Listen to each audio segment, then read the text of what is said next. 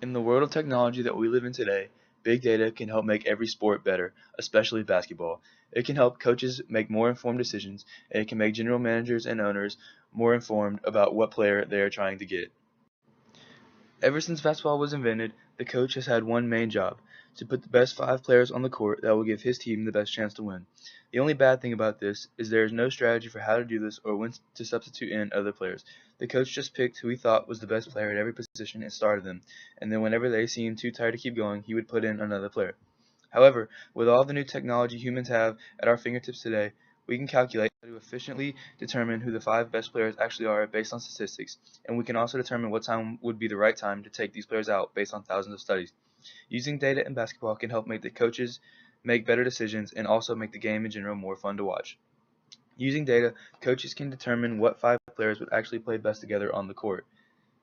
This can be based off of many statistics, such as where a player likes to stand on the court or how many assists a player averages during a game.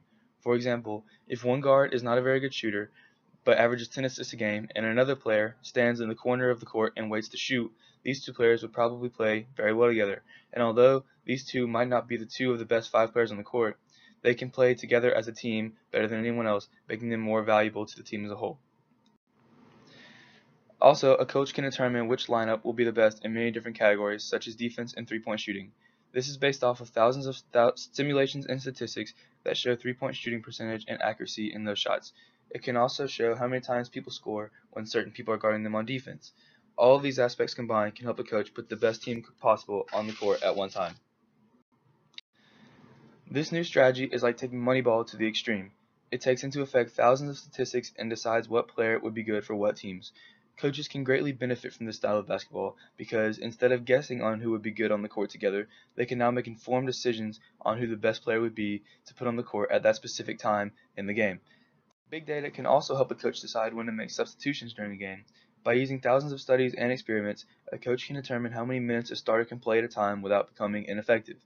A coach can also find out how many minutes that player needs to sit out for him to be fully rested again and back at maximum performance. By finding out how many minutes a player needs to sit to become fully effective again, a coach can manage that player in the fourth quarter so that he can put him back in at the right time and have that player finish the game strong. For example, if a player plays 6 minutes at a time and needs to sit for 2 minutes to be fully effective, then the coach can pull the player out at 8 minutes and put him back in at 6 minutes, and that way the player can finish the game at maximum performance.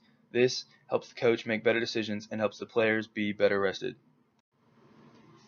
As of this year, every NBA team has access to sophisticated tracking data that can tell them the position of the ball and every player on the court for every second of every game in the season. This data, provided by a system of cameras developed by a company called SportVU, is installed in every NBA arena. It's starting to revolutionize professional basketball, influencing everything from game strategy and player conditioning to how fans interact with the sport.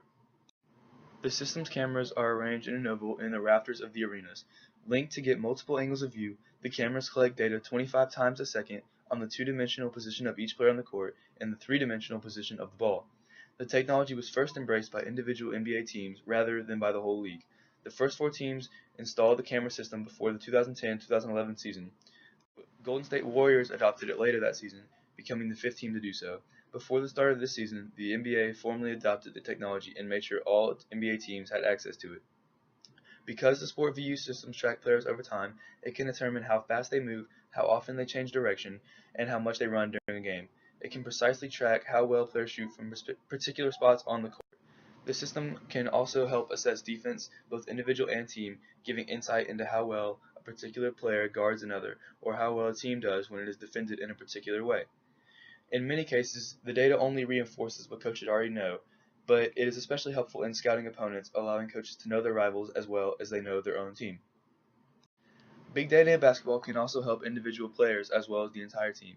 If a player looks at all of his statistics, he can see that he shoots better from one spot than another and can start shooting from that spot more during the games, making him a more effective player because his field goal percentage will go up. Because of this, the player is more likely to get more playing time.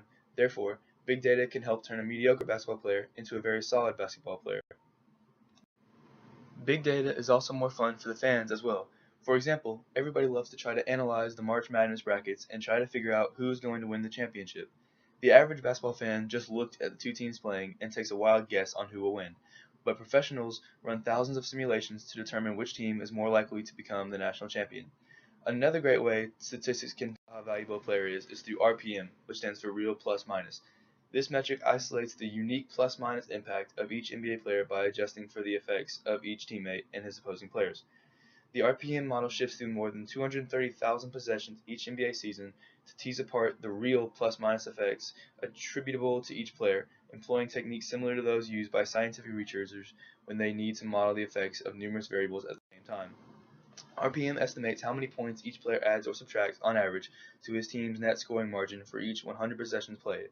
The RPM model also yields separate ratings for the player's impact on both ends of the court, offensive RPM and defensive RPM.